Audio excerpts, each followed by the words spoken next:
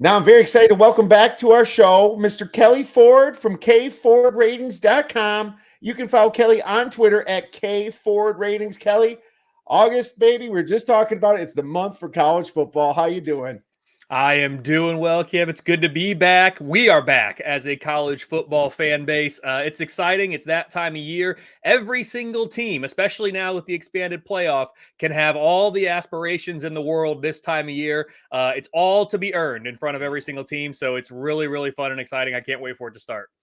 Oh, absolutely, dude. I'm so stoked. And, just around the corner, a couple weeks, 3 weeks, week 0, a couple games, and we're focusing on the ACC a little bit. So maybe we'll bring that up if we have time at the end here. But, I'm curious about K Ford Ratings. It's a great site. I look at it every year. And now you have this massive change with the playoffs and things like that. So you got to start thinking about that stuff.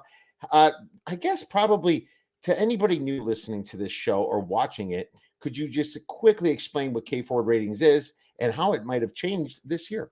Yeah, for sure. So K Ford Ratings is a predictive power rating set, similar to Bill Connolly's SP Plus, Brian Fremeau, FEI. Those are the two godfathers of college football predictive analytics. In my opinion, they have the gold standard. But I'm attempting to do the same thing that those guys are doing with your power rating. It's trying to project forward which team would be favored against which team on a neutral field if they played tomorrow and by how many points. So that is the nuts and bolts of it. All of the content that I generate at kfordratings.com stems from using the power ratings as the engine. So I have a lot of different applications. I put out a lot of different graphics and charts, but all of it stems from the power ratings. So what goes into those power ratings in the preseason, we've got 3 main components. It's your returning production. How much are you bringing back from last year's team? What are you adding via the transfer portal? What are you losing via the transfer portal or via graduation, via the draft, all of those things. And then how well has your team performed in my model in recent years? So what's your K Ford rating been last year, 2 years ago, 3 years ago? How well have you recruited recently as a program, in the last 2, 3, 4 years?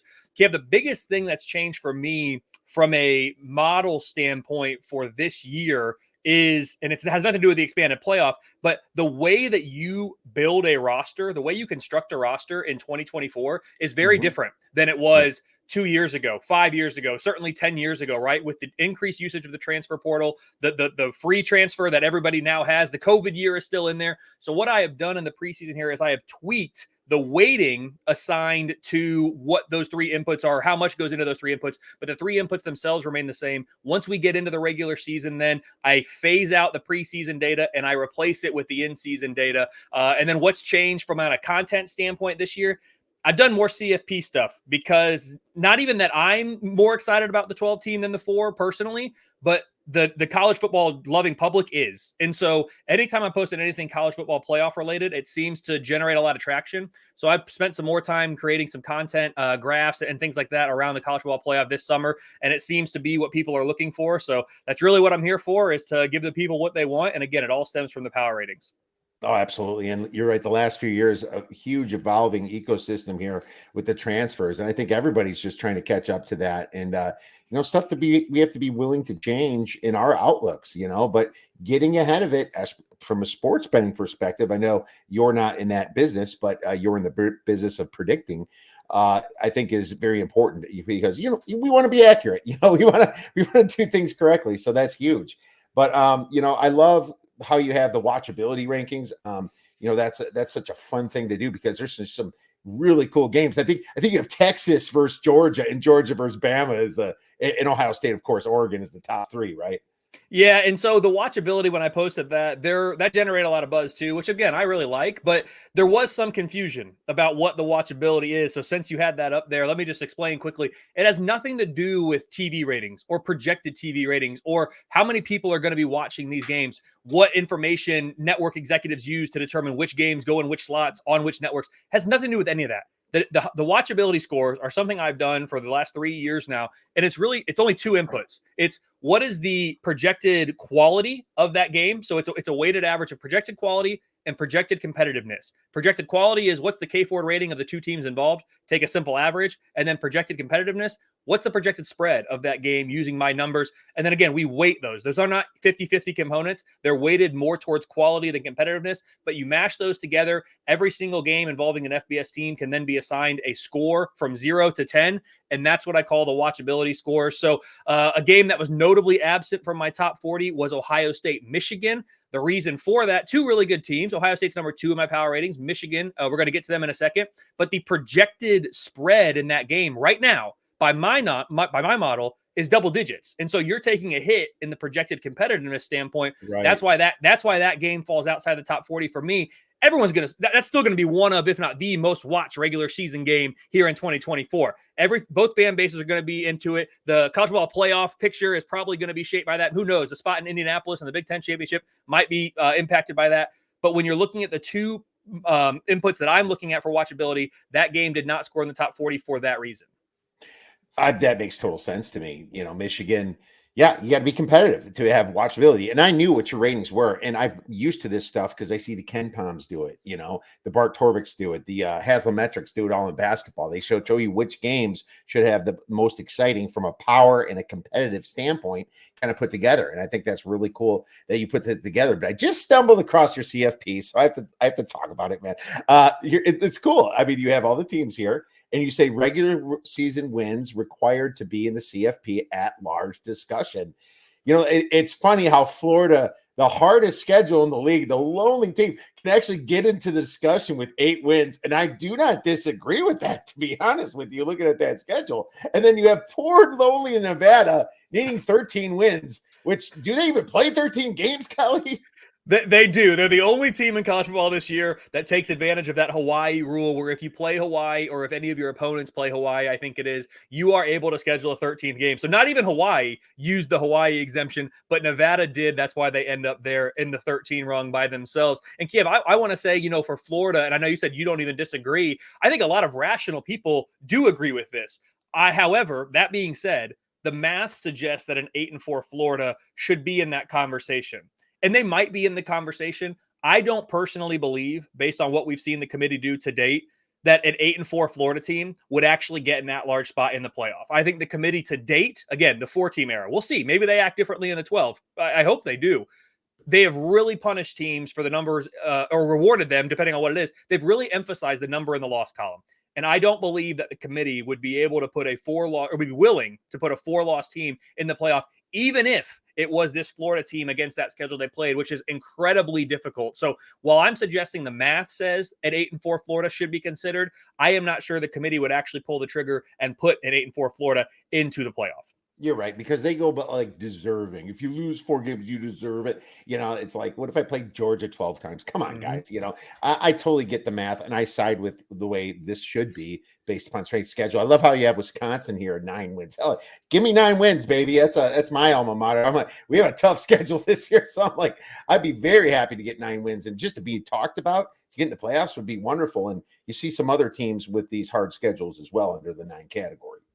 Yeah, absolutely. And that's really how this breaks down, is based on your schedule difficulty. The teams with the most difficult schedules by my version 2 power ratings are going to find themselves needing the fewest number of wins to get into that conversation, because again, it's more difficult to achieve those wins. You talked about Wisconsin. It's a top 15 most difficult schedule for me. I do think 9 wins would be required to be in that at-large conversation. This has nothing to do with if you earn the right to be in there via an AQ for winning your conference. So that's outside of this scope. Wisconsin, by my numbers right now, 7% chance to get to at least 9 regular season wins. So that's kind of what my numbers think of the Badgers at this very early stage.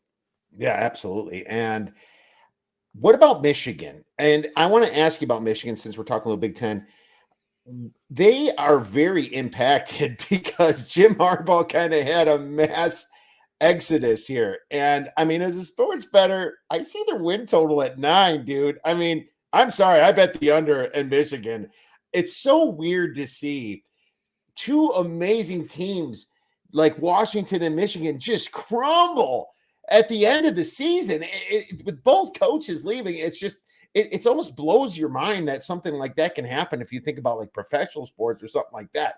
But it's just amazing just how people leave and transfer and go to the pros. And And what do you think Michigan can do now with a new coach and keeping a few other coaches and very few players? Yeah, let me respond to that win total number before I forget, because again, I wasn't even tracking that 9 was their number. 9 is what my number suggests is the most likely record for Michigan, 9-3. However, that being said, I have just a 24% chance that Michigan wins 10 or more games. So to bet the over there, you need 10. So 24% chance there, a 31% chance to push. That's what I have as their chance to finish on exactly 9. And that would then leave 45% to finish at the under with 8 or fewer regular season wins. So that's kind of what my numbers think about the over under right there. But for Michigan, I mean, you hit all the salient points. So much turnover, both on the coaching staff and with the roster. There's a lot of unknowns. The one thing that I think I do know about this Michigan team is this defense still should be pretty darn good. If we look at the last few years in my model, if you take out the COVID year of 2020, which was a weird year for a lot of teams, and Michigan really struggled that year for reasons on and off the field, like a lot of teams. If you go back to the CFP era, there have only been 2 years since 2014, again, minus 2020, that Michigan's defense has finished outside of the top 11 in my unit ratings on that side of the ball. So this has been a good defense, a really good defense for the last 10 plus years. Last year, they were number 1 on the defensive side of the ball. I'm projecting this year Michigan to be number 3 on that side. The difference for Michigan is on offense, where there's just a lot more question marks. And it doesn't mean that Michigan can't be good on offense. I had them number 9 at the end of the year last year on offensive side of the ball. They are now projecting number 28 for me. That combination of those 2 unit rankings and what everybody else is around them leads Michigan to be number 12 in my power ratings right now. Now, more good news for Michigan fans, though. You do have a very tough test against Texas in week 2. However, that being said, Michigan does not leave the big house until week 6. Their first 5 games are all in Ann Arbor. Again, one of them is really, really tough against against Texas. You have another game at home against USC. People are going to be very excited about that. You know, USC joining the Big Ten, first trip to the big house as a Big Ten member, all of these things. But it's not until week 6 that Michigan leaves the comforts of their own home. So they have a chance, especially on offense, to kind of get things going and get things figured out before they have to face a hostile road environment. So that's a good thing for Michigan. The bad thing is all the uncertainties. And like I said, I've got 9-3 is the most likely, 24% chance to reach 10 wins. Michigan, for me, right now, projecting to be, if I look quickly, 4th in the Big Ten. My projected Big Ten standings behind Oregon, Ohio State, and Penn State. Michigan coming in with 6.4 projected Big Ten wins on average. Again, they play 9 conference games in the Big Ten. It's very fortunate that they miss Penn State, but it's very misfortunate that they have to switch it with Oregon, which is a top 2 or 3 team in many people's power rankings. And they get Oregon at home, just like they get Texas at home. But getting the three of the 5 teams to face when you have so much changes, that's the 3 losses I see, and they have to run the table to get to that. Of course, if they jump Texas, yeah, it's going to be okay. My 9, I'm still not going to be as worried about it, but I'm thinking it's going to possibly push. But yeah, there's just been a lot of change. They are number 17 in my power rating, so I downgraded them a little bit more. And what's funny is this is new, man. These transfers are the amount of them are just, it's still new, so it's just hard to figure out how much I'm downgrading these. I'm pretty high on Harbaugh, so that's where I'm kind of at with this team. But speaking of power ratings, let's talk about your top 12 teams, then, man. I looked at yours, and it's nothing really surprising to me. And I know you do efficiency things like the FPIs and obviously with Bill Conley, it's the same type of thing. But I like your ratings. There's only one that I'm not 100% sure of, but why don't you go over your top 12? Let me guess who that's going to be as I go through this. So yeah, the top 12 of my power ratings right now, probably no surprise. I've got Georgia number 1. And what's more surprising to me than anything about Georgia being number 1, it's the margin by which I have Georgia number 1. I have Georgia number 1 by more than 4 points. 4 football points on a neutral field is the margin I have Georgia being number 1 over the field. I have Ohio State number 2. Oregon is number 3. Texas is number 4. Texas is a team that until last year, anytime the power ratings had a top 10 in the preseason, folks were, questioning, getting upset. Last year, they finally broke through. They made the CFP, lost in the semifinal, of course, transitioning to the SEC. So Texas is going to have a tough year this year, but Texas does have the easiest conference slate of any SEC team within conference play by my numbers. Number 16 out of 16 in schedule difficulty in SEC only play. So Texas, yeah, they're in the SEC, but man, they got got a good draw from the SEC conference office there. I have Alabama minus Nick Saban now, still sitting at number 5. Penn State's number 6. Notre Dame is number 7 for me. Oklahoma, that's the team that I think we're going to be going to with maybe the surprise from your end, but I've got Oklahoma sitting at number 8. Ole Miss is 9, Florida State 10, LSU 11, followed by Michigan at 12. And just to give, it's more important than the actual ranking is what is their rating and how much distance is in between these teams. So from Georgia at 30.9, almost 31 points, down to Michigan at 17, it's about a 2 touchdown difference there between Georgia at 1 and Michigan at 12. That's a pretty big gap. Again, Georgia's really far out in front of the field. But if you look at that Ohio State, Michigan, and again, that game's in Columbus this year. So you're already looking at, potentially 9.5 points for that spread if it's on a neutral field. Apply whatever home field advantage you want for the shoe. That's how you get the double digits that I have for that game. And that's one of the reasons, or that is the reason why that Ohio State Michigan game didn't crack the top 40 of my watchability. But was I right, Kiev? Is it Oklahoma that's sticking out to you as the team that doesn't belong? 100%, man. You guessed it. It was Oklahoma. But you, in fairness, you only have them 0.9 points higher than the 12 team in Michigan. So, it does really condense there. And this is not something I'm not used to seeing the number 1 team in the 12 team being almost 2 touchdowns difference. I think my power ratings over the past 7 to 8 years have really echoed that. So that I think that's completely fair. And then some people say, then why do you have 12 teams in the playoffs? Then you can get all, go down those roads and stuff, which is never fun. But, here they are. There's more chances now for people to win and for your schools and stuff like that. And maybe someday the recruiting spread out enough where it does condense a little bit. But either way, it is Oklahoma. I'm just not super high on Brett Venables. They lost their quarterback, obviously, the transfer here. If I'm blanking on this, I thought they lost their offensive coordinator too. I'll have to relook at that. But why don't you go ahead and tell us why you're higher in Oklahoma? Yeah, so Oklahoma is an interesting team, and here's why I say that, because I don't personally disagree. Like, Kelley Ford, the person, doesn't think Oklahoma's number 8 in the country, but the model does, and the model is right more than it's wrong. It's proven that over the course of, 5+ years now. So I trust it as a starting point, but it's certainly one that made me dig in a little bit deeper because my personal feeling on them is not quite as high. This is a team where if you look back, let's just look at their recent history, going back through the CFP era, and I know they've had a couple different head coaches during this time. A lot of things have changed with that program, with conference affiliation, just with the national landscape of college football. But let's just look at this team over the last decade or so. They have only been outside of the top 11 in my power ratings at the end of the year twice. They were number 13 in 2019, and they were number 23 in 2022. Last year, Oklahoma finished number 10. This year, I've got them projecting with a top 15 offense and a top 15 defense. However, with all of that said, one of the reasons that I feel okay about having Oklahoma where they are is I really don't think it's going to matter too much, to be completely honest. Like, once we get into the season, we're going to know what this team is, and the rating will adjust accordingly. However, this schedule is so difficult. It's number 6 most difficult in the entire country overall. It's number 3 most difficult SEC conference only schedule.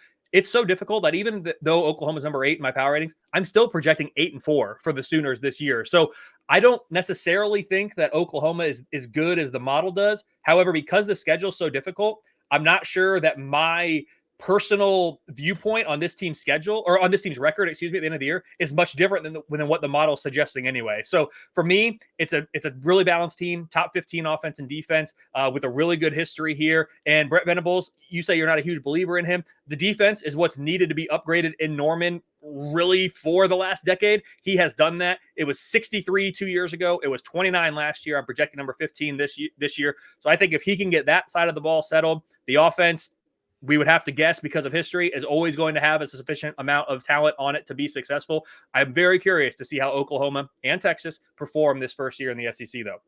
Yes, yeah, absolutely. And I guess Latrell was there last year as an offensive assistant, so it's kind of some continuity as it is. It's all about Jackson Arnold then, isn't it, to see how well he does? And you're right, it is a tough schedule, obviously an SEC schedule. And I'm very skeptic on some of those teams transferring conferences. I think it's going to be a little rougher in general than people think. Last question about your ratings. When is the preseason connotations get completely factored out?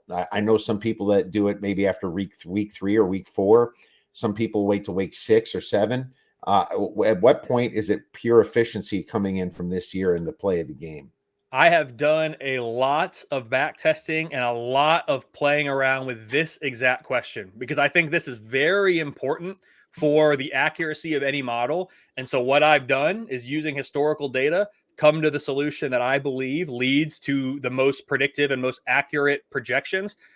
And that's surprising for some.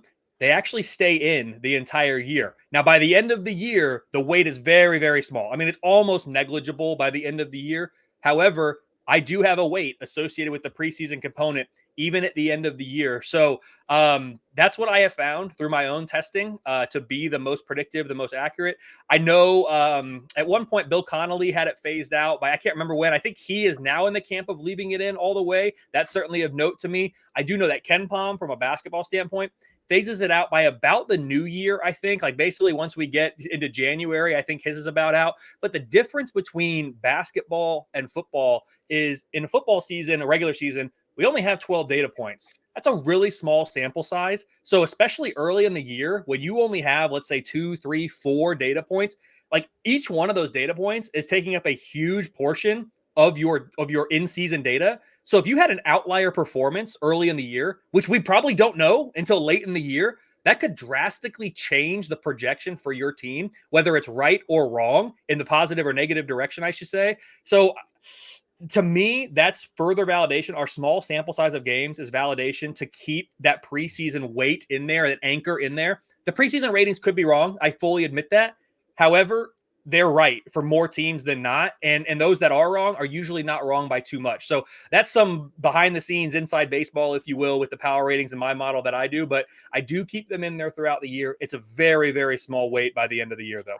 I think that's a great answer. Here's the thing. You're right. The sample size is a lot smaller. I actually think Ken Pom does go into January for a little bit for conference season. I think he wants to see some conference play before he does. I know Haslametrics ends his in December because it all blends together. He says it's just a great question. But here's the thing. How many times have we said, oh, now your 5 stars decide to play football, guys? It's kind of like, so it took you all season to gel together. What were you doing in the preseason?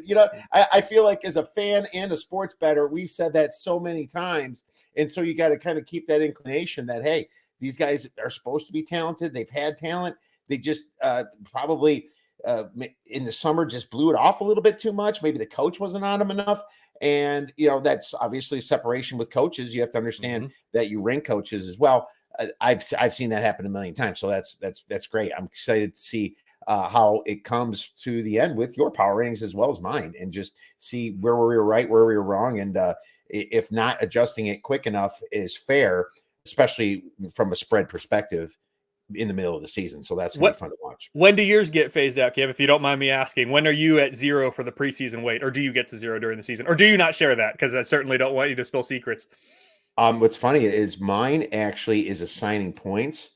My algorithm, though, however, will wipe it out after 3. I have 2 systems. My power ratings, I'm just assigning points. And if I have to downgrade something, I'm downgrading it pretty good if I get 3 or 4 games, If I get 3 or 4 games and it's really not panning out, that's probably literally 4th game. After that is really when I'm kind of like, I was wrong about this team. The offensive line group was not as good as I thought it was. Instead of, giving them a 5, I'm giving them a 2 or a 1 or a 0 or -1. So I go from a negative to a positive. Some people just do all positive, 0 to 10. I do negative to positive. So I have like somewhat of a median. That's how I do my power ratings. But I have an efficiency algorithm that just literally takes data a little bit from last season, how it happened right in the beginning, and then it phases that out pretty quickly around week 4. So if that's fair, I have two systems I use. So hopefully I like it. Hey, it helps balance it out, and you're able to. The more, and people talk about this, and this is not to get off the track on football, but we've talked a little bit about college basketball. When you look at the team sheets in college basketball, and you've got the multiple metrics on there, that's good, and you should have that, because then you can identify if there is a team or teams who are outliers in a certain metric, a certain system, and then you can kind of try to conceptualize it and figure out why is that team an outlier there. So hey, you say you have 2 models that you're using, or 2 kind of inputs.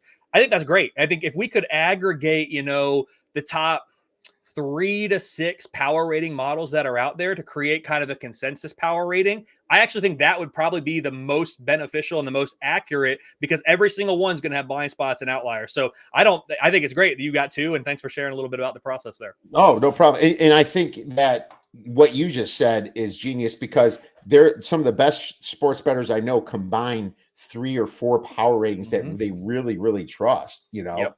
And I think that's just the best way to do it. You seem to do it like me. You have the top team around the 30-point range and the bottom team around the minus in the 20s. How far can Kent State fall this year, right? You never know. But so, I mean, I've had UMass down to minus 30 before, so just to let you know, I've had it pretty bad. But no, that's the fun of it. But hey, we got some football to talk about, a little bit of ACC, man.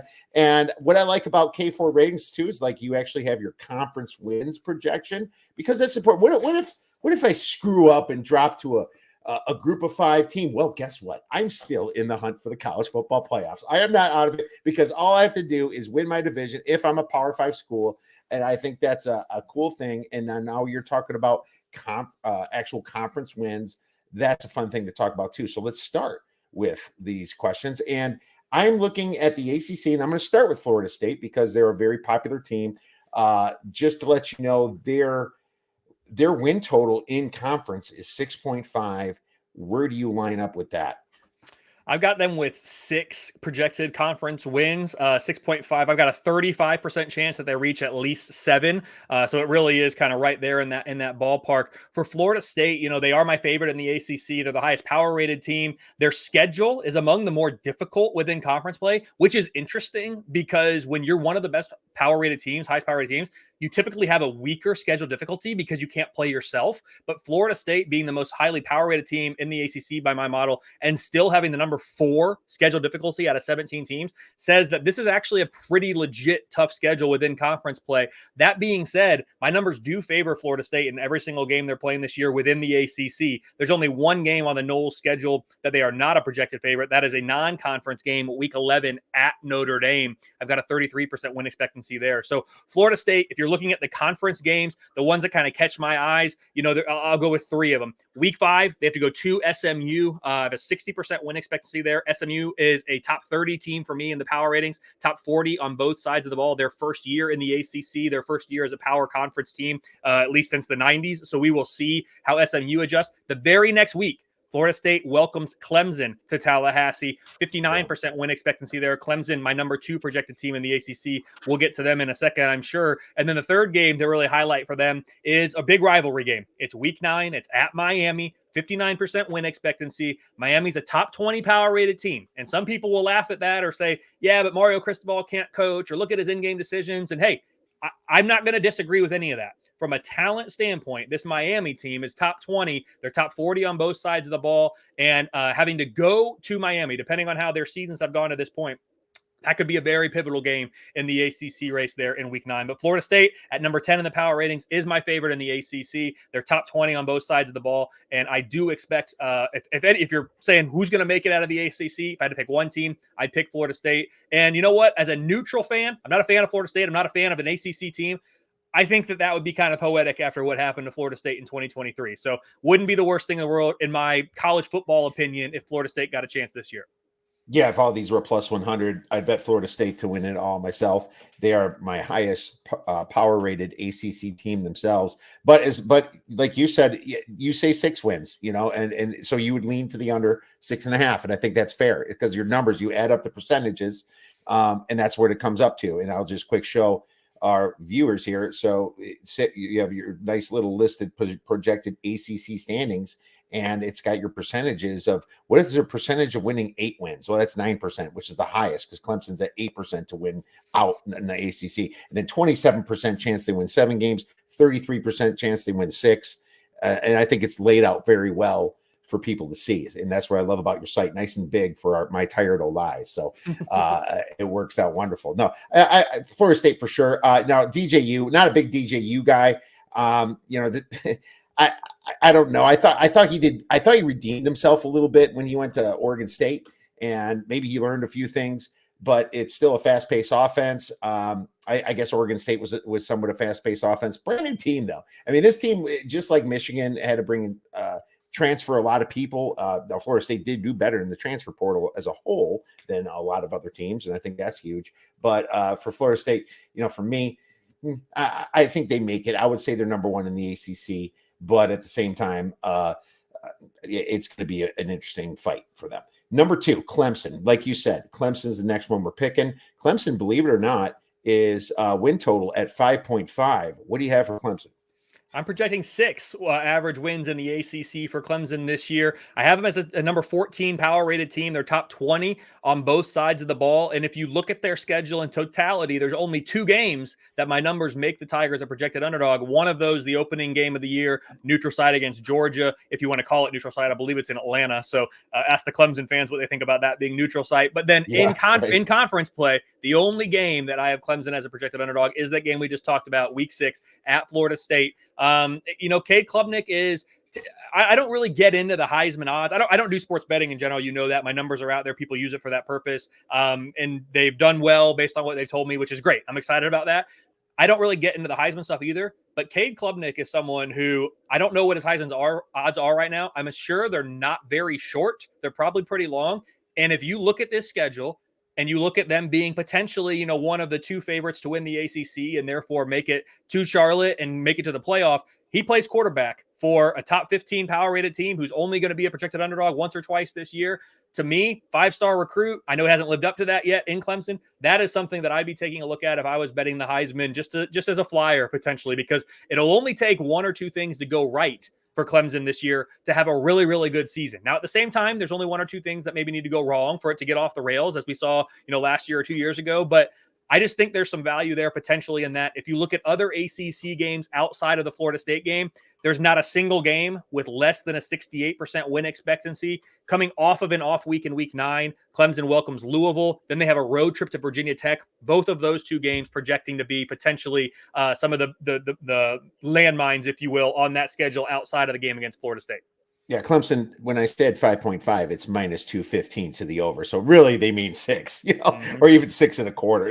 It's you would lean to the over then if the number is 5.5, I would imagine. But the truth is that the number, if you factor in the juice, is well higher than 5.5. Klubnik, he wasn't that impressive to me. But he does have a decent schedule, like you said. I think I only have him losing at Florida State and Georgia for sure. I think that at Virginia Tech and at Pittsburgh might be, maybe a little bit tougher, but they have a pretty easy schedule if you look at the rest of them. It's not like they're playing the top of the ACC. So no disagreement here with me. I do think that they should be able to get to 6 wins themselves. Let's move on to the next team. And this team is getting a lot of hype because we have a question here too from Dominic.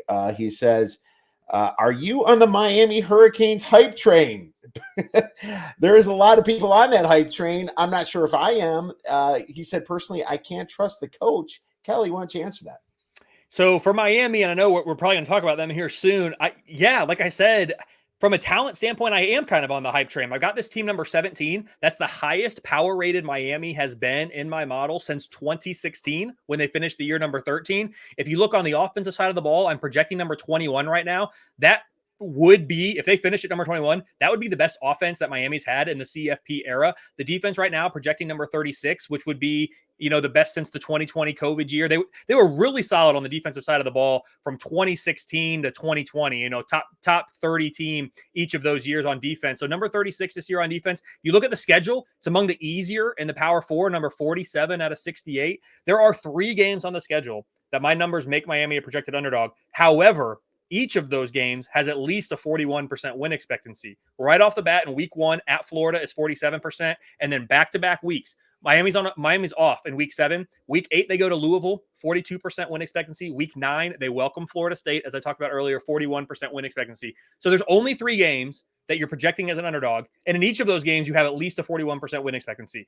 To me, there's a lot of upside there for Miami. Now, if they end up having some calls and plays like they did at the end of the Georgia Tech game last year, where you literally give away a game in which you had it won, like all you had to do was kneel and they failed to do so and they lost, I can't account for that. I don't know if that's going to happen. If it does, this season's going to get off the rails. But the upside is there for Miami. They're playing in the ACC, not the SEC. So I do think that Miami, just from a talent standpoint and a power rating projection, there's a path. And I think this is a team that certainly could find themselves in that discussion for an at-large spot late in the year, if not a spot in Charlotte. Yeah, I mean, the talent that they brought in, I mean, mo money, mo problems, though, is kind of what I'm thinking. The old song from Puff Daddy. You know, the thing is about Miami is it takes a lot to gel.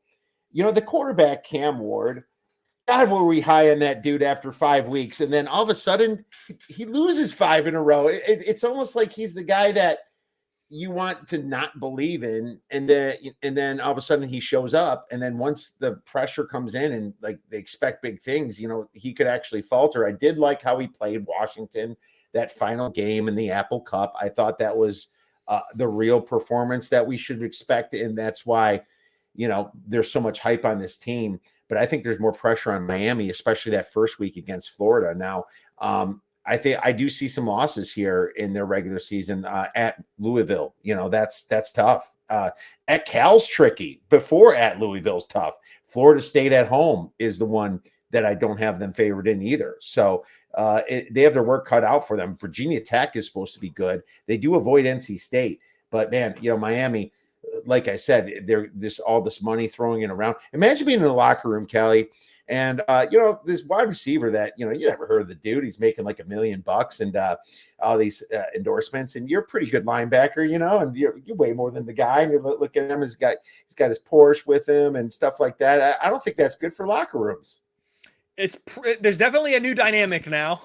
And yeah, it is going to be interesting to see how that plays out when I'm getting this and he's getting that and he's not getting that. Like, yeah, it is going to be interesting. It's going to be a chemistry experiment. And I think it's going to be like that for a lot of teams almost every single year moving forward. You're not exactly going to know what you have and how they play together until it starts. This isn't the video game where you just collect as much talent as you can and roll it out and things work together perfectly. Like, that's not how real college football works in most cases. And so it will be interesting to see how well this Miami team and really a lot of teams can gel with how much turnover there is on the roster. And now we're seeing with a lot of coaching staffs too. Yeah, absolutely. Well, you know, I have Miami with 8 wins. So am I that far off the win total? The total? No, not really. I think that's kind of close to where they're at. So I think they're ranked probably properly, but I just I can't trust them just yet. And I don't trust their coach, who can possibly drop a game to like a South Florida or something like that. You never know with this crystal ball.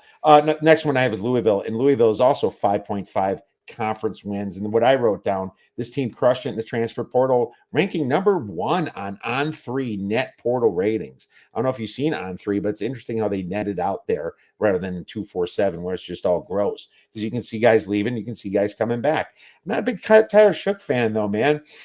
You know, I didn't think he's that great of a replacement here. I do like Jeff Brom. The problem with Louisville for me is the strength of schedule this year. What are your thoughts on Louisville?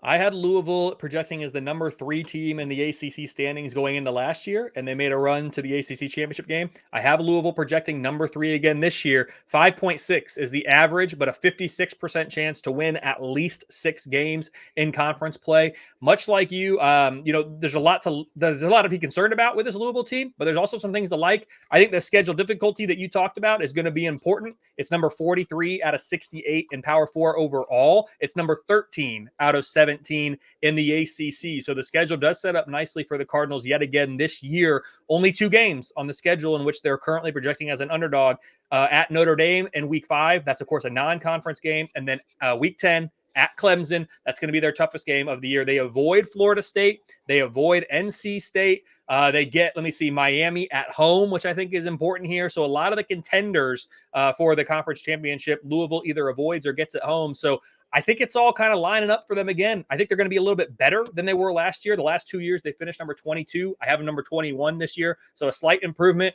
The final game of the year at Kentucky is another game that you expect to be kind of a toss-up. But again, by then, they're going to know if they're in that ACC championship game or not. So I think Louisville's a team to watch out for this year in the ACC, not necessarily because they're the best power-rated team, but I think the schedule is really favorable for them for the second year in a row. Yeah, without a doubt, the schedule is important. NC State's next at 5.5. And Grayson McCall comes in. Let's see if he can finish this out in his home state. He was a really highly touted quarterback at Coastal Carolina. What are your thoughts on NC State? NC State, I've got 5.3 projected conference wins, 46% chance to reach 6 or more. It's been a theme here at the top of this conference. There's only 2 games that my numbers make the pack an underdog. Only one of them is in conference play. Week 2 at Tennessee is a neutral site, 30% win expectancy in that non-conference contest. And then week 4, so right off the bat for ACC play at Clemson, it's a 26% chance for NC State. If NC State is 3-1 after 4 games, meaning they've split the Clemson Tennessee, there is not another game the rest of the year in which my numbers currently make NC State an underdog. Now, the final game of the regular season at North Carolina is a 51% win expectancy. That's a toss-up. They could very easily be a slight underdog by the time that game rolls around. But if NC State is 3-1 or better after 4 weeks, I think this is a team that going into middle of November is certainly going to be squarely in the CFP conversation, strictly because the number in the loss column is going to be so low. I think it's the number 63 out of 68 most difficult schedule in all of Power 4. So it's a top 5 or 6 easiest schedule in Power 4. And it is the easiest ACC conference schedule by my numbers. Number 17 out of 17. They avoid Florida State. They avoid Miami. They avoid Louisville. They avoid SMU. They avoid Virginia Tech. NC State has a very manageable path, and this is a top 30 power rated team for me. I think NC State is a dark horse for the ACC title game because of this schedule. And that's the thing. The schedule is fantastic. Obviously, we have to wait to see if, Florida State is that great, if Miami is that great, if somebody doesn't surprise us like a Cal or a Georgia Tech or a North Carolina, and that's all about the fun of this, because there's always going to be a team that we're like, wow, where they come from, came from nowhere. And so right now we can only go by our numbers and what they show. And I do have NC State at 6.5 wins. This is probably an overplay for me, especially conference wins. Over 6.5 or over 5.5 conference wins makes a ton of sense from them. And that's what's fun about this, because, you can look at their win total. It's a lot higher than that. And then NC State's conference wins is a much more achievable one, because, during the conference, the Tennessee one, you're not going to say that's going to be a win. That's a tough one out of conference. And so, I'm not going to chalk that up as a win, but, the total actually playing in the conference itself looks a lot more achievable. So yeah, I'm gonna be playing that one. So that was just decided now. So good stuff. Let's move on to the next one. We have the Virginia Tech Hokies. Now, I'm gonna be honest with you, I'm pretty high on Virginia Tech themselves. This team returns a ton, as well as Kyron Drones, their quarterback. They're 4th in returning production on Bill Connolly's ratings. They're 23rd in the net on 3 transfer portal ratings. They finished well last year, winning 3 out of their last 4, and they're at a nice 0.9 net yards per play last year. They avoid Florida State, Louisville, NC State, and SMU. They do get Clemson at home, but they go to Miami. So I would call that a pretty fortunate schedule themselves. I think 9 wins is achievable from a total win standpoint. 12-1 or 12-1, I'm sorry, plus 1,200 to win the ACC is what I put a sprinkle on. I think Virginia Tech, if it's not NC State, can get to the ACC championship game.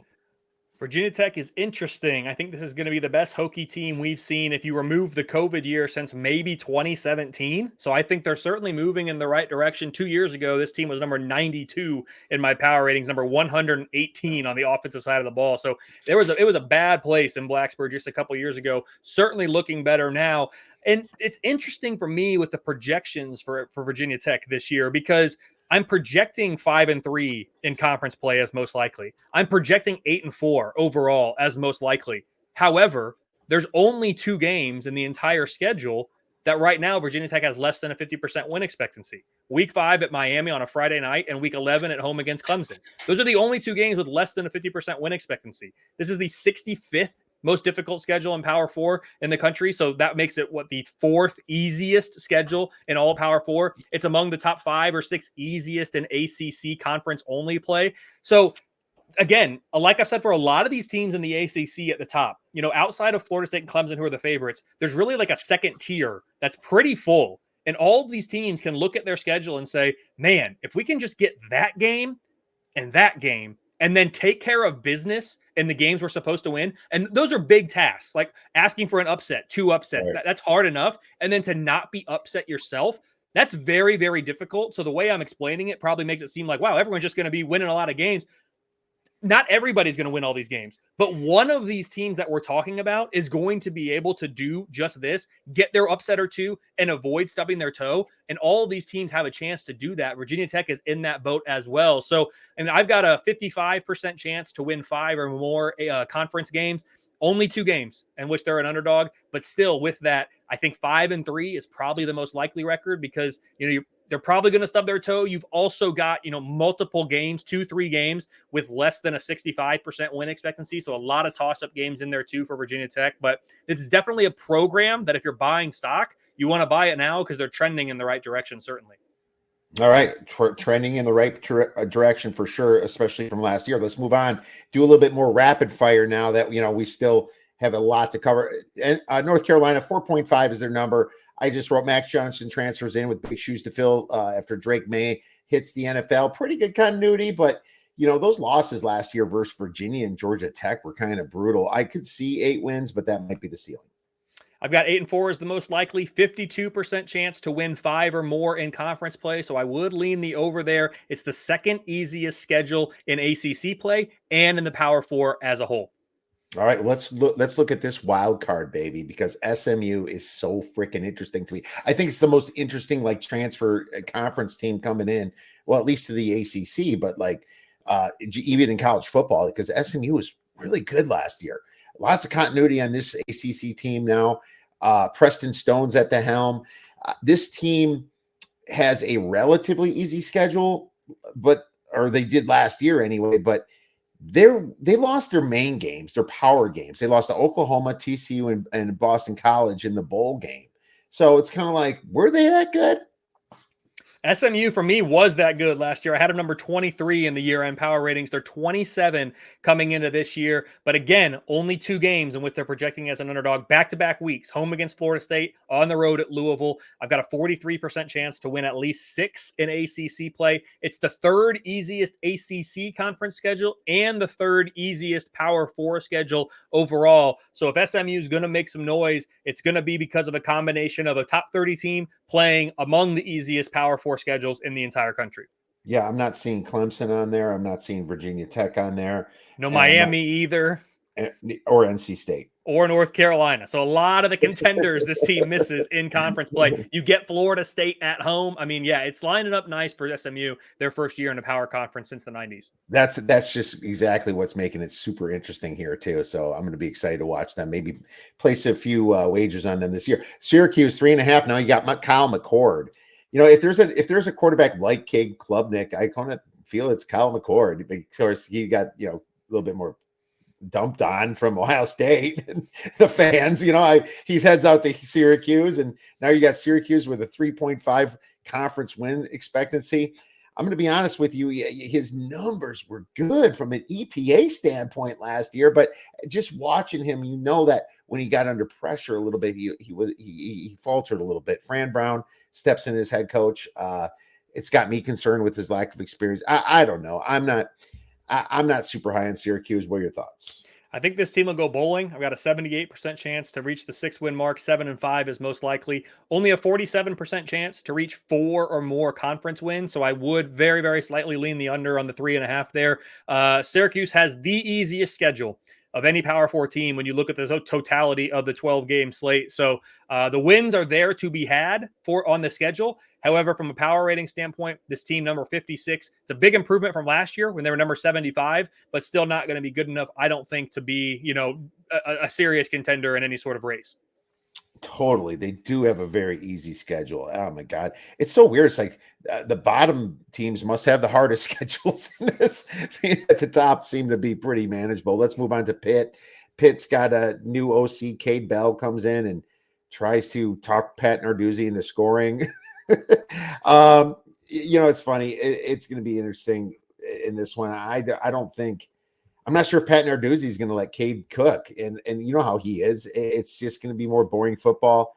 I know that Cade brought Western Carolina to set 37.5 points per game last year, so that was cool. Yeah, I mean, Pitt, I think they're going to be improved from a year ago. They really kind of fell off a cliff last year. They were number 34 in 2020, 13 in 2021, surprise run to the ACC championship game there.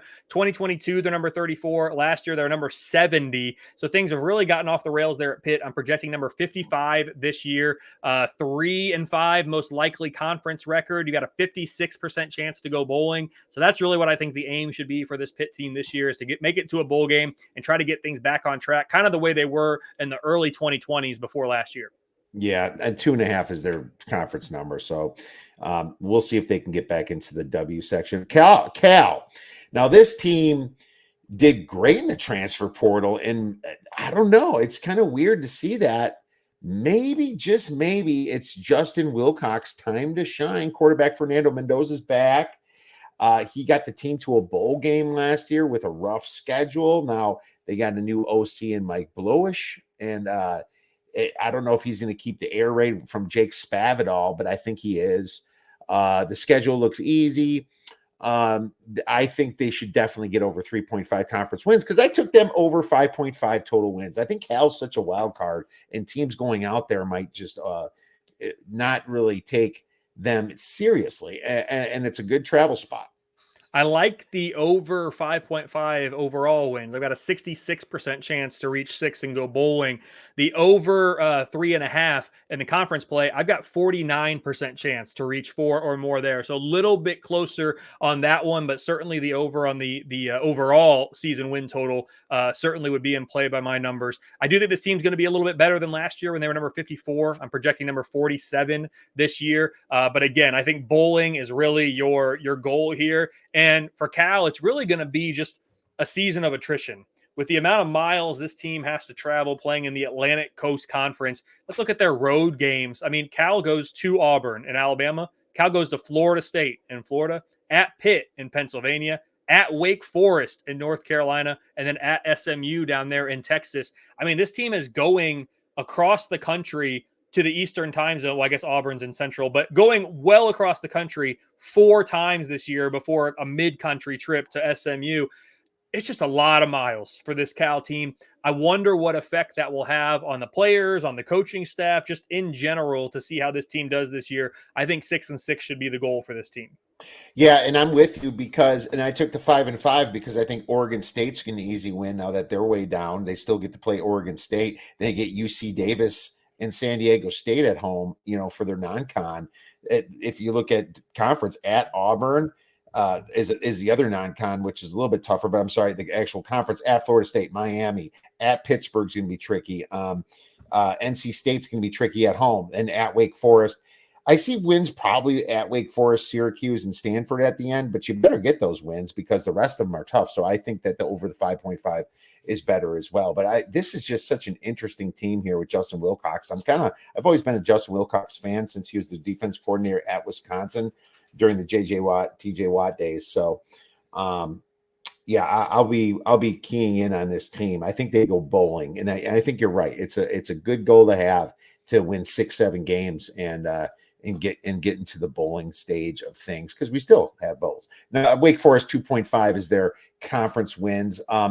This was the worst Wake Forest offense that I remember watching in a long time, Kelley, from last year. Hank Bachmeier transfers from Boise State, who's old enough to have kids in grade school. I'm not sure what they did in the transfer portal is even close enough, because they didn't do a lot. I see another poor year for Wake Forest. Wake Forest offense last year was number 100 in my unit rankings. That's the worst they had been since 2016. You said 2.5 is the conference win total. I like the over there, actually, a 58% chance to reach at least 3 based on my numbers right now, but just a 45% chance to go bowling. So I do think that bowling, once again, is the goal for this team here if they can get there. If you look at the conference slate, so we have to get over 2.5. If we look at that, you're thinking Virginia, in week 2, hopefully that's going to be one of those for you. At Stanford, that is an ACC game now, which is crazy, but that's a 51% win expectancy. You probably need to get that one if you're going to go over the 2.5, and then closing the year against Duke at home. That could potentially be that third one. Maybe Cal on a Friday night, week 11, you're coming off an off week. Maybe that's a game that Wake Forest could get, but I got a 58% chance to win at least 3 in conference play for the Demon Deacons. All right, cold wake on a Friday night. Let's see how they turn out, my friend. How about this? Virginia sitting here at 2.5. This team was frustrating to bettors, and the reason that was because they covered at 67%, but they sucked. They just covered all their spreads, man. It was just one of those teams that I thought wasn't good at all, but they just fought hard and kind of were in the games all the way to the end and just lost. What do you think about them with their great returning production? Yeah, I've got Virginia certainly better than last year, but this team's been sub 80 in the power ratings each of the last 2 years. This year, they're number 74. I've got 4-8, maybe 5-7 is the most likely record here. 22% chance to go bowling. 2 to 3 conference wins is the most likely by my numbers. It's really hard to pinpoint these wins within conference play. I mean, you got to hope that Boston College at home, you're coming off an off week in week 6 here. You got to think that one is maybe one. But outside of that, my numbers right now don't make Virginia a favorite in any ACC contest. So it's just, where are you going to get these wins? Certainly you're capable of pulling an upset or two, but you're going to have to get Boston College at a minimum, I would think, to get that 22% chance to go bowling into play. All right. That's going to be tough. Let's talk about another thing that's very tough, and that's Georgia Tech's schedule. Have at it, Kelley. I mean, this is not an ACC schedule. Like, that's the easiest way I can put it. They are the number 7 most difficult schedule in the country. They're by far the most difficult within the ACC. ACC only games, they're number 1 as well. I mean, you play the number 12 most difficult collection of opposing FBS defenses in the country, the number 14 most difficult collection of opposing FBS offenses in the country.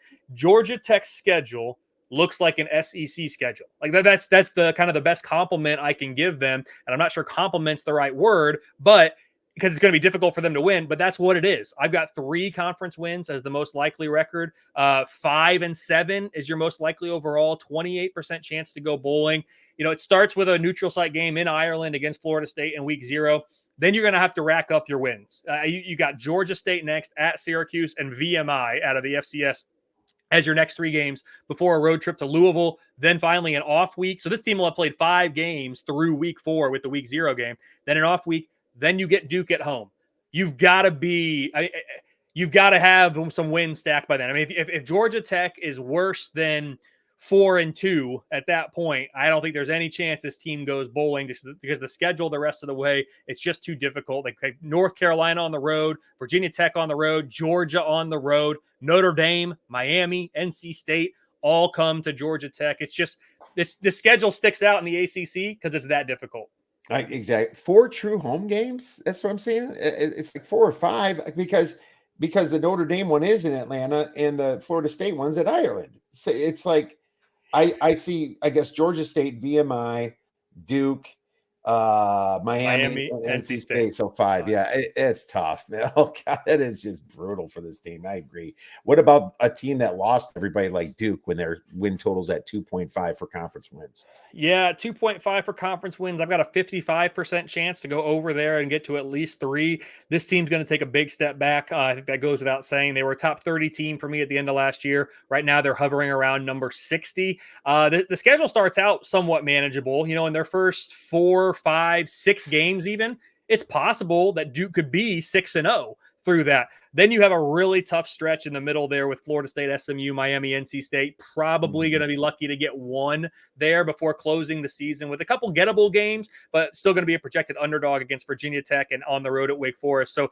this Duke team, I've got a 58% chance to go bowling, but we're going to know if this team's going bowling or not, I think, really by the first 4 or 5 weeks of the season with those games that they've really got to stack them early, kind of like we talked about with that other team before. So I think Duke is going to take a big step back. The schedule is not too difficult overall. It's among the 10 or 11 easiest in Power 4, but within conference play, it's up there, number 5 most difficult ACC slate. Yeah, it is. Mike Elko being gone, their quarterback Riley Leonard going to Notre Dame. Manny Diaz is just he's had a lot of failed stints, man. He was okay at Penn State as a DC, but just maybe that's just because of talent. Malik Murphy, he didn't impress me at Texas. This team could flat out be the worst in the ACC, in my opinion. I'm not going to tell. I know you're bullish in some of these lower ones, but man, I'm expecting a lot of L's for Duke. Boston College Speaking of pretty low, 2.5 is their number 2. What do you have for Boston College?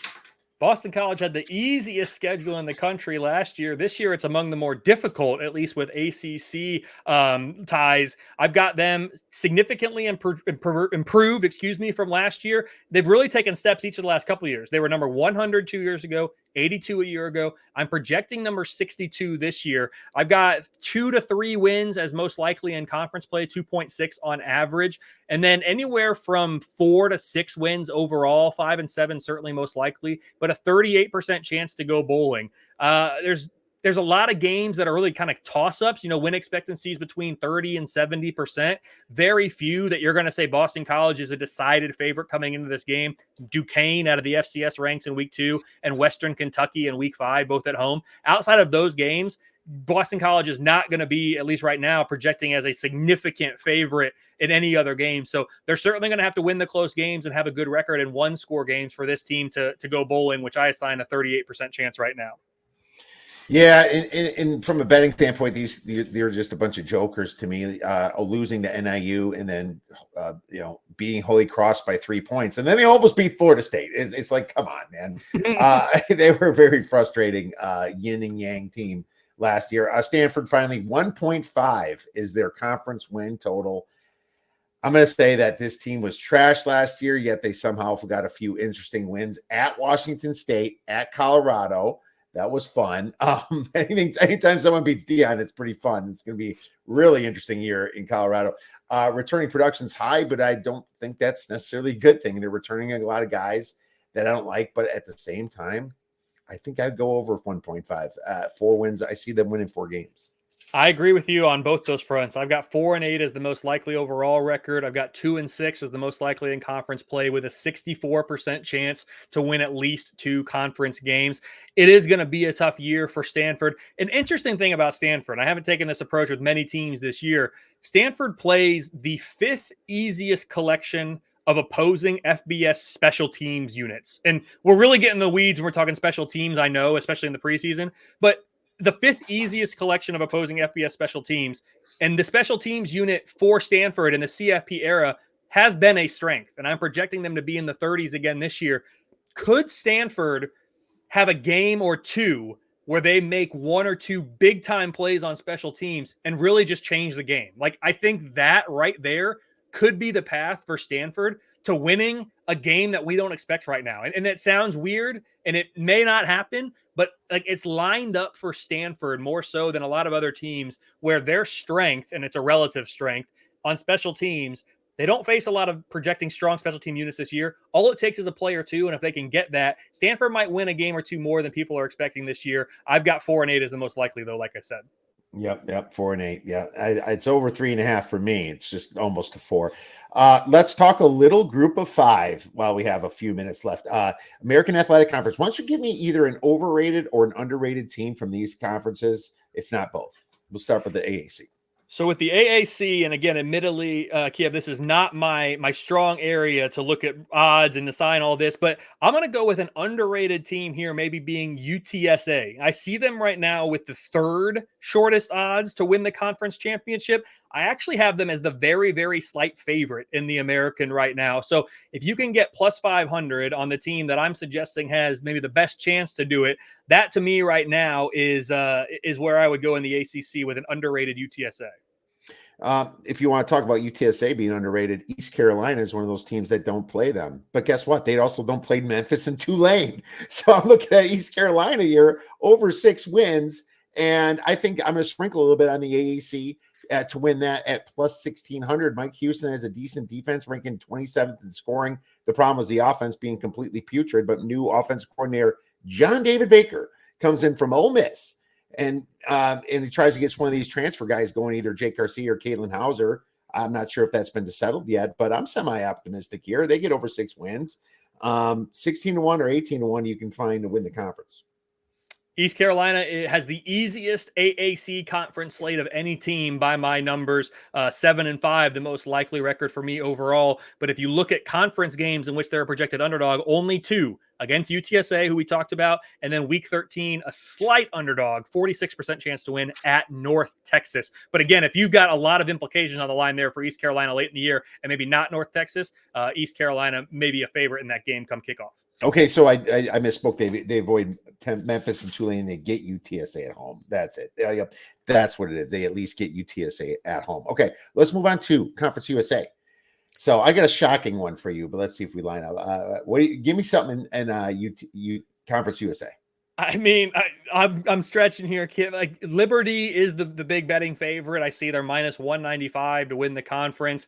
I've got them as by far being the best team in Conference USA. They're projecting with 6.8 regular season conference wins. That is more than a game. It's almost a game and a half more than the number 2 team there. If I had to go with maybe a slightly underrated team here, perhaps it's Jacksonville State. It's their first year of eligibility to compete in the Conference USA championship game. Their first year to be eligible to compete in a bowl game, technically speaking, at the FBS level. So if I go Jacksonville State, they have the 3rd best odds to make it there, but I think they're the team that's most likely to match up against Liberty. So if they're able to get to that game, who knows?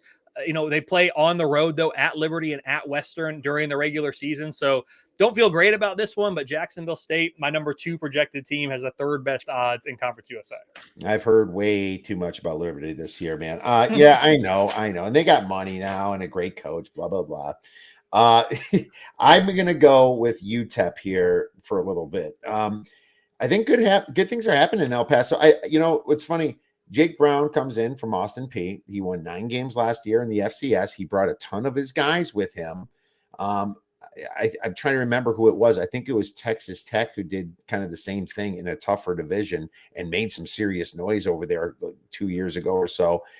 2 solid quarterbacks in Cade McConnell, transfer Kyler Locklear. They're going to compete for the job, but I think they're going to be better than people think. I took them over their 4 wins.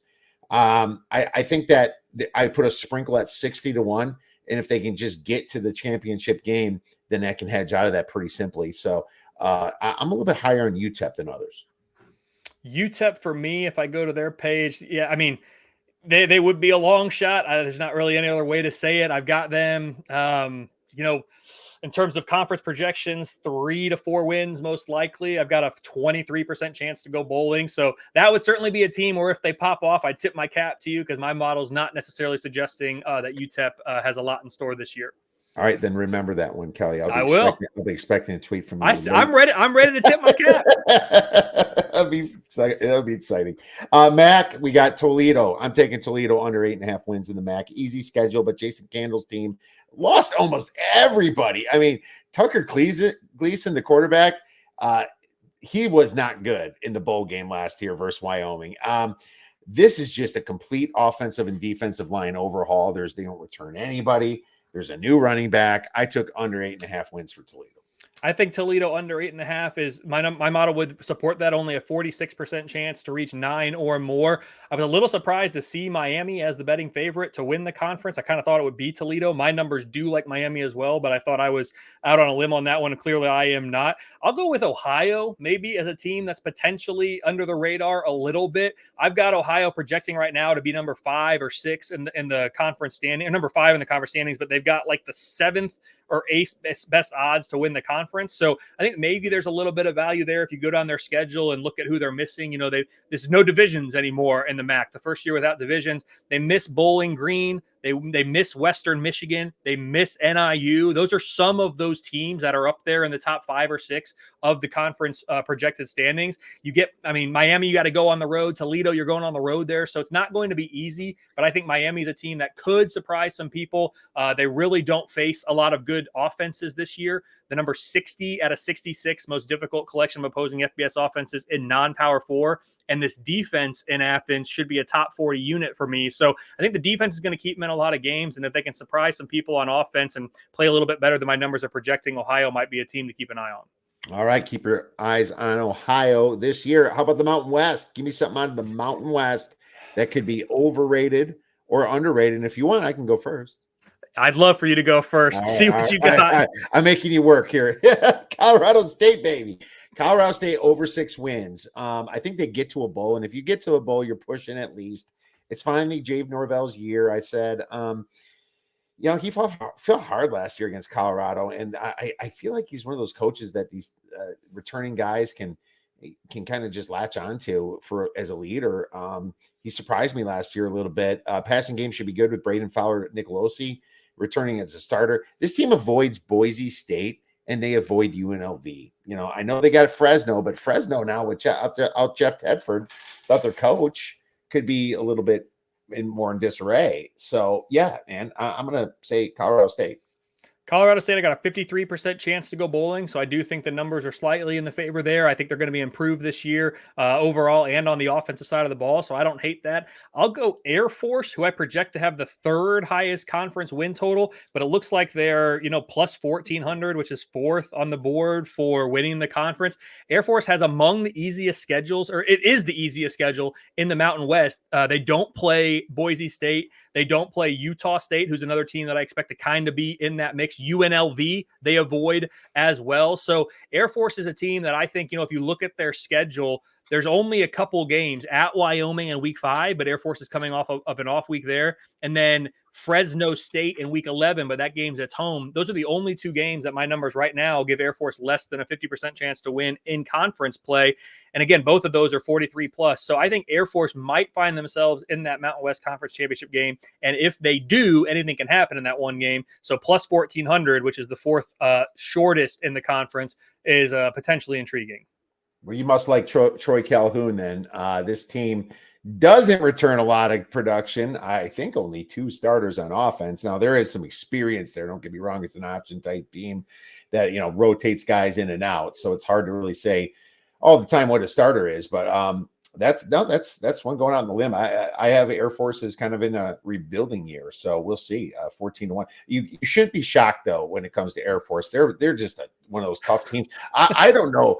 I don't know what the hell happened, though, after Colorado State last year, man. You lose to a bad Army team, but you lose at Hawaii. UNLV is understandable now, and at Boise State's understandable, but then they finally go to the bowl, and everyone's down on them, and they smoke James Madison by 10 points. They were just so weird at the end of the year. They were weird, and it's just those Service Academy teams are just hard to pinpoint time to time. I agree with you. On offense, they're projected to take a big step back if they can. They have a lot of experience, not necessarily from the starting standpoint, and they do have that interesting offensive scheme. So we'll see. I don't know. I'm guessing over here, Kiev, with this kind of betting stuff here. Of course you are, but that's the fun of it, my man. Educated guesses is what we call it. And I've got a really poor educated guess for the next one for you in the Sun Belt. And I'm gonna go out on a limb, and I'm gonna bet on a coach that I've been fading the last 10 years. And I'm not excited about this bet because I should be slapping myself afterwards. But I think Arkansas State goes over 5.5, and I think Arkansas State, it could be a long shot to win the Sun Belt at 16-1. And this is Butch frickin' Jones, and Butch Jones at Tennessee was absolutely terrible. I almost think that maybe he just kind of figured out how to coach a little bit. And quarterback Jalen Raynor was really good last year. Did you see how they scored 77 against Texas State last year? That was fun. Let's just get the over ourselves, guys. The Red Wolves returned 9 offensive starters out of 11. That's interesting. Now, it's just the defense that can't be trusted, I guess, but they did get some transfers in.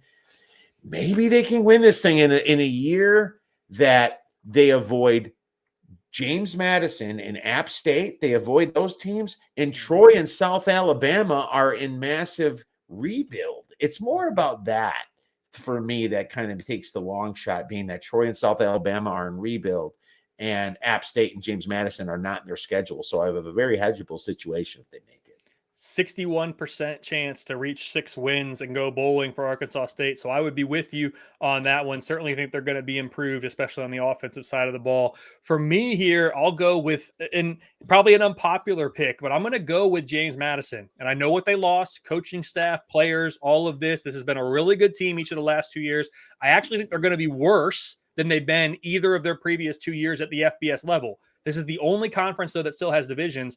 I still have James Madison as the favorite in the East Division, and they have the 4th best odds to win the conference championship. So my division favorite has the fourth best odds to win the conference. I think I'm going to go with James Madison here. If you look at the schedule, it's the easiest in the East Division. They play the easiest collection of opposing FBS defenses, and there is only one game within conference play that my numbers right now make James Madison a projected underdog. That is Week 13 at App State, who is the conference betting favorite right now, it looks like online. So that's a huge game. It is on the road. I know that. But if James Madison is able to go 7-1 in conference play, I think they might have a chance to make it to that Sun Belt Championship game. And once they're there, it's the best record in conference that hosts. That very well could be James Madison, because I think that West Division might beat itself up a little bit in conference play. And that winner might have, potentially 2, could even have 3 losses. So certainly you wouldn't think they'd be hosting at that point. So I think James Madison at plus 800 maybe has a little bit of value to win the Sun Belt. I think people are fading them a little bit too much given everything that they lost. Understandable to a degree, but I think it's gone a little too far. Man, when the Sun Belt finds an FCS school to come in, they seriously tend to take over, because App State, I remember when it happened with App State, and then now you had James Madison that just completely took over. It's like these FCS teams they're bringing in are better than the rest of the conference in many cases. So it blows my mind. But they're a football school, and it's one of those situations, though, maybe even though they lost everybody, it's one of those that they can just rebuild really quickly going against this type of competition. But I'm cool with it, man, because Arkansas State, not in the App State, Coastal Carolina, James Madison, Georgia Southern side of things. And I think that's going to give me an opening for my little hedge bet coming into this. And this is the only conference with divisions left. Everybody else got rid of divisions, which is very nice for some teams and worse for others. But man, we went, like I said, 1 hour and 15 minutes. Great stuff, Kelley. Love talking to you, man. You're so knowledgeable, and I can't wait to follow you this whole year on Twitter and check out your ratings every single week. Where could our listeners and viewers find your great information? Well, Kev, thanks for having me. As always, I really appreciate it. Have a great time. And you challenged me to stay under an hour. I clearly fell short of that challenge, so my apologies. But you guys can find me on X at K-Ford Ratings, on the website, kfordratings.com. Again, just love talking college football. So, Kev, this was a blast. And thanks again, man. I really appreciate it. Make sure you guys check out Kelley Ford Ratings at kfordratings.com.